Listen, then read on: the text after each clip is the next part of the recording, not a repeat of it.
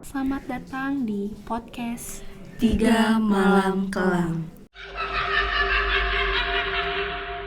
Karena horor itu bukan cuma di film aja. Untuk episode pertama kita akan mengangkat cerita tentang prosesi himpunan cerita penghuni lama. Yes, betul banget tuh. Malam ini ceritanya pure dari kita bertiga dan teman-teman angkatan. Sebelumnya kita kenalin diri dulu nih guys. Nama aku Naomi. Nama aku Salma. Dan di sini nama aku Angie. Settingnya tuh di salah satu villa yang terkenal banget di kampus P, yaitu Villa F. Nah, villa ini tuh selalu dipakai kalau lagi prosesi himpunan atau makrab oleh mahasiswa di kampus P ini.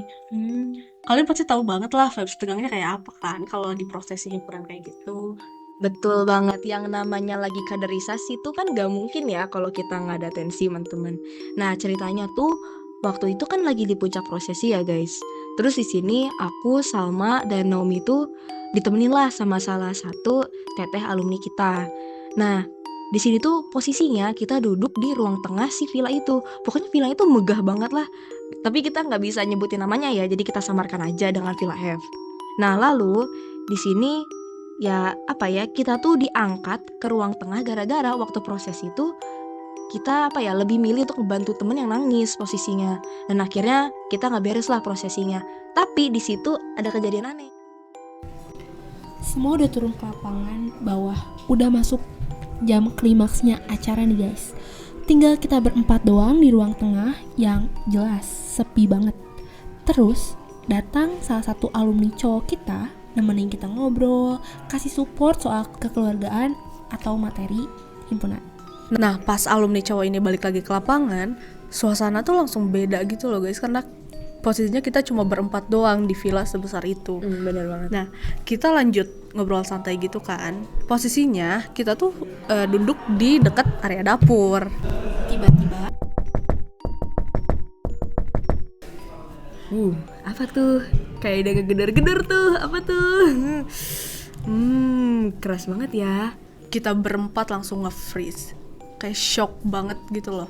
Karena kita tahu jam segini tuh gak ada satupun angkatan yang ada di atas. Karena semuanya posisinya ada di lapangan untuk melakukan prosesi himpunan ini gitu. pintunya tuh jelas kelihatan banget gerak guys. Tapi si teteh alumni kita tuh malah berani banget. Dia manggil, Halo, siapa di situ? Gila tuh. Di situ gue mikir ya, kayak, hah? Kok dia berani banget manggil yang lain gitu, yang aduh ya ampun udah deh gitu kan. Terus tapi anehnya tuh si kedoran itu langsung hilang total. Terus sunyi senyap. Di situ aku sama Nomi tuh udah patah-patah lah kayak, wah udah sih ini bukan manusia fix. Tapi kayak kalau misalnya kita negative thinking kan jatuhnya malah menarik pengunjung atau penghuni lain ya. Jadi ya udah deh positive thinking aja sampai acaranya beres. true. Besok paginya pas kita mau check out dari Villa F, teman-teman kita bahkan kita sendiri nih baru browsing nih si villa itu. Ternyata villa itu emang terkenal angker banget guys. Nah parahnya tuh ya, ternyata yang kata Naomi tadi kan di Google tuh ada cerita bahwa ternyata villa itu tuh kan pernah ya dipakai sama prosesi himpunan gitu-gitu. Nah itu tuh tahun lalu ya kejadiannya. Dan gilanya kejadian kesurupan massal di jam yang sama kayak kita digangguin, yaitu jam 12 malam. Padahal ya di prosesi kita itu udah diselipin acara ngaji dulu, bahkan sebelum kita ke lapangan itu. Tapi tetap aja digangguin. Jadi kayak bener ya kata orang-orang, horor itu nggak pandang bulu guys. Setuju sih. Ya kalau dari kalian kan cerita lagi nggak sih kayaknya masih banyak gitu di villa itu tuh. Aku ada nih satu cerita, tapi kayaknya bukan yang hantunya muncul gitu, cuma karena posisi villanya di atas bukit gitu kan, jadi nggak ada jaringan, buka WA nggak bisa, buka Ya Instagram nggak bisa nih. Tapi kalian ngerasa nggak sih vibesnya tuh udah beda dari kita masuk gitu loh? Jujur, pas aku sama teman aku, Raffi, dia boncengin aku nih ya buat ke villa itu. Nah pas kita OTW ke tanjakannya kayak banyak banget rintangan nih, kayak kita tuh seakan-akan gak dibolehin buat ke villa itu. Bener. Banyak stoppingnya. kalian ada yang kesandung nggak di motor? Ada sih ya, tapi nggak tahu kelas mana lah, tapi jatuh itu teh.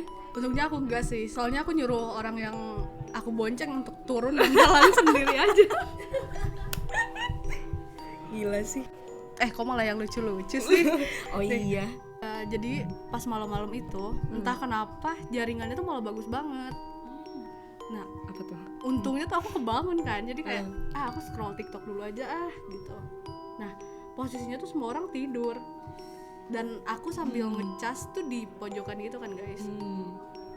Pas main HP terus kayak kalian kalau diliatin gitu kerasa kan Ya. kayak apa sih gitu, kayak ada yang liatin gitu kan. Nah terus pas aku scroll TikTok, aku angkat kepala gitu lah, terus pas banget mata aku tuh kayak ketemu sama mata yang lagi kebuka gitu loh. Cuma aku nggak tahu itu apa. Aku nggak tahu itu apa. Sumpah. Tapi nggak yang nggak yang bersinar kayak gitu loh. Jadi kayak cuma mata ketemu mata gitu, cuma dari jauh gitu loh. Gila.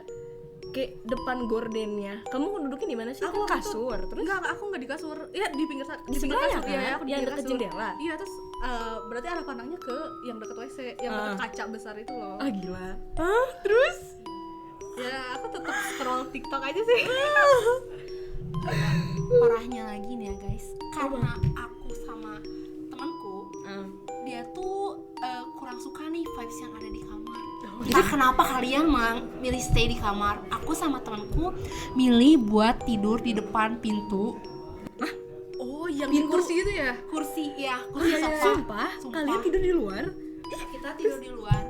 Tapi di sini ada kejadian yang agak gangguin. Enggak dulu. Aku ngerasa kayak ada yang bisik-bisik. Aku nggak tahu sih itu dari cutting atau dari alumni. Aku benar-benar nggak paham guys. Cuman aku yakin banget bisikannya tuh deket dan jelas banget di telinga aku. Yang dengarnya tuh kamu doang apa sama teman kamu juga? Kebetulan sih aku doang. Temanku udah ngorok banget guys. Bisikannya tuh kurang lebih kayak gini guys.